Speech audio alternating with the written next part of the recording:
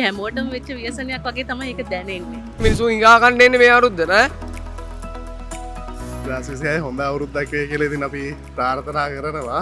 2025 ගන්න අතර වගේ දේවල් කලිනුත් ආවා. අපි හැම පාරම නැගිට්ටා. අන්න එතන අපිට මේ පාරත් පුළුවන් නේ කියලා වගේ හිතනවා 2026 හොඳ අවුරුද්දක් වෙයි කියලා අපිට. එන අවුරුද්ද වගේ සමරන්න පුළුවන් වගේ අපි හිතන්නේ.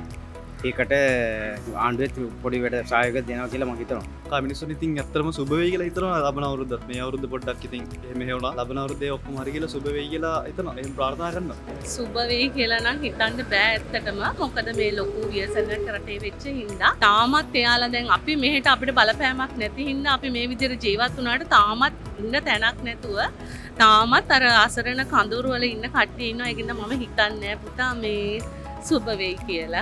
අපි හැමෝටම වෙච්ච ව්‍යසනයක් වගේ තමයි ඒක දැනෙන්නේ.